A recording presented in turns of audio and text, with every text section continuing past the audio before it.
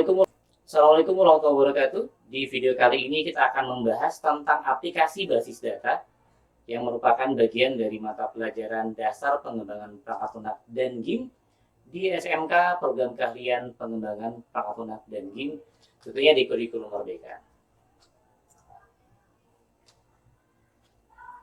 Capaian pembelajaran yang akan kita gunakan adalah pada elemen orientasi dasar pengembangan perangkat lunak dan game, yaitu salah satunya adalah peserta didik nanti akan mampu menggunakan perangkat dan aplikasi di bidang perangkat lunak dan game seperti basis data dan tools pengembangan lainnya. Tujuan pembelajarannya adalah pada pertemuan ini peserta didik mampu menggunakan perangkat dan aplikasi basis data atau database. Apa itu database? Database atau basis data adalah kumpulan data yang disimpan secara sistematis di dalam komputer yang dapat diolah atau dimanipulasi menggunakan perangkat lunak, atau kita sebut juga sebagai program aplikasi untuk menghasilkan suatu informasi. Apa saja aplikasi basis data ini? Yang cukup populer ada Microsoft Access, produk dari Microsoft, kemudian juga ada Oracle Application Express, dan juga ada Exam. Exam ini sebetulnya merupakan salah satu server yang digunakan di localhost yang di dalamnya terdapat juga server database. Untuk video kali ini kita akan membahas aplikasi Microsoft Access mulai dari cara membuat database hingga mengisi tabel database. Sebelum kita melakukan praktik, kita pahami dulu bahwa basis data ini tentunya terdiri dari data-data. Nanti dalam basis data kita akan mengenal yang namanya atribut, dan di dalam basis data ini nanti juga akan ada yang kita sebut sebagai tabel. Dalam tabel ini ada baris dan ada kolom. Nanti akan kita coba praktikkan bagaimana cara membuat basis data dalam Microsoft Access. Mari kita mulai untuk membuat basis data atau membuat database dalam aplikasi Microsoft Access.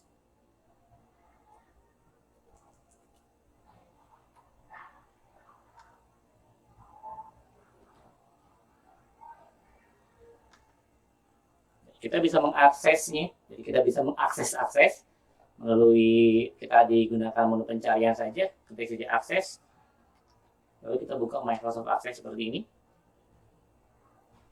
Menu pertama adalah kita harus membuat database kosong, jadi kita akan pilih blank database. Ini artinya kita sudah membuat database baru, lalu selanjutnya kita akan membuat tabel. Tadi sudah kita bahas bahwa dalam database ada tabel.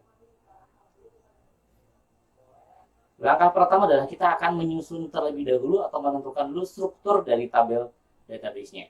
Misalkan kita akan membuat database nilai. Kita akan buat dua tabel siswa dan tabel nilai. Yang pertama kita akan buat tabel nilai dulu. Kita akan mulai membuat strukturnya. Klik kanan, lalu kita pilih design view.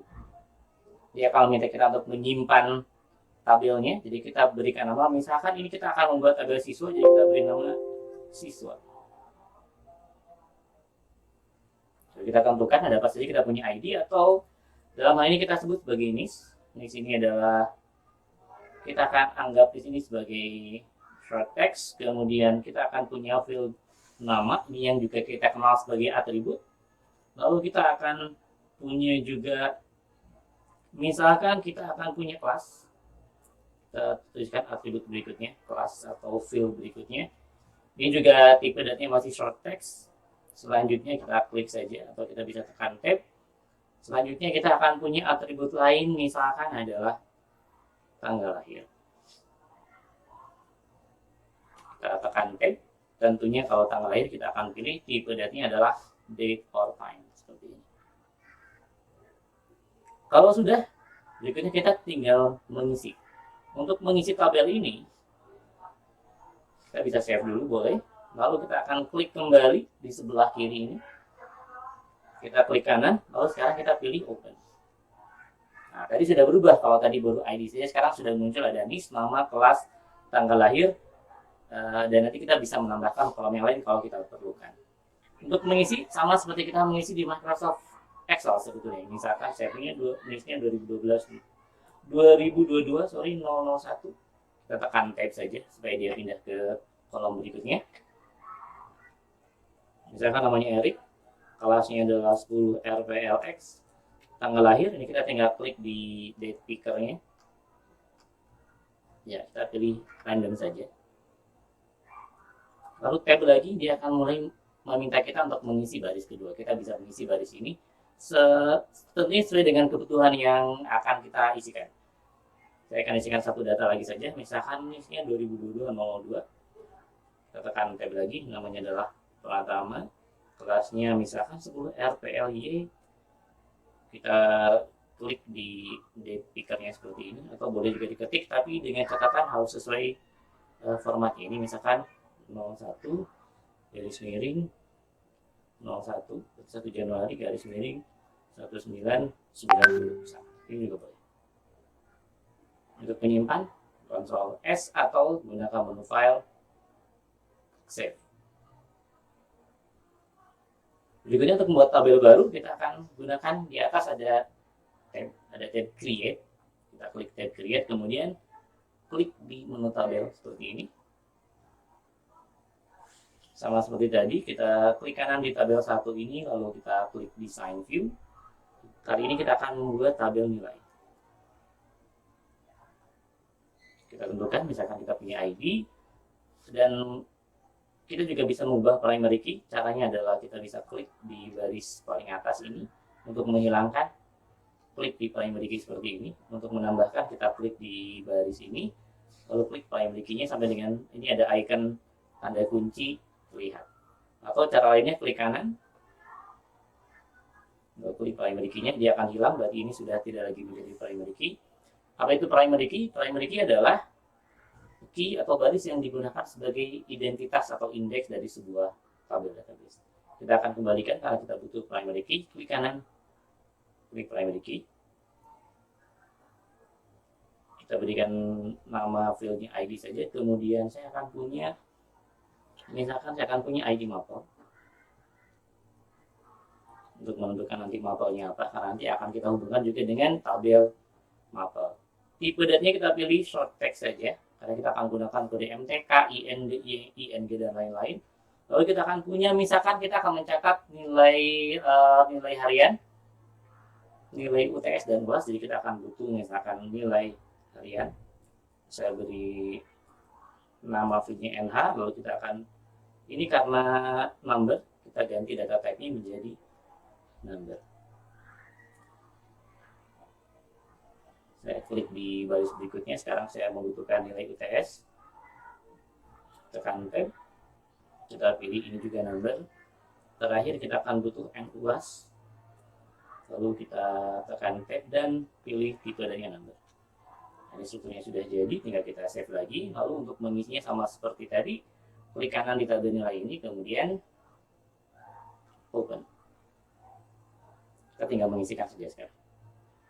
ID-nya, ini ID-nya tadi auto number, jadi saya pilih satu saja, atau kita bisa kosongkan. Sebetulnya kita kembali ke design view, kita lihat dulu, klik kanan design view, ini auto number, jadi nanti bisa kita biarkan sebetulnya.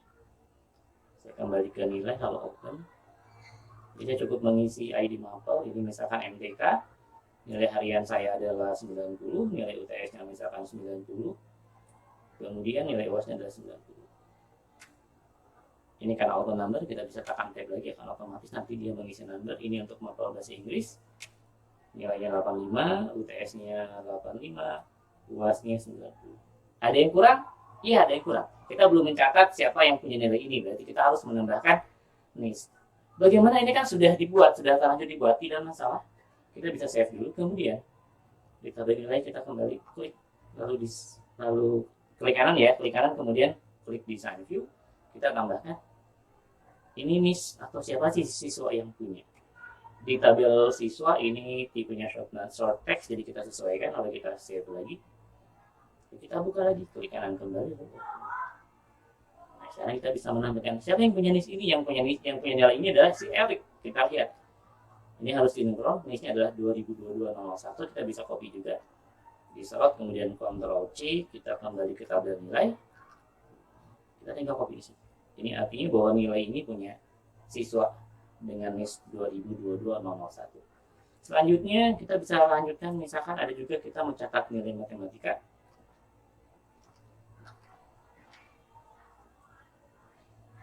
untuk siswa yang lain.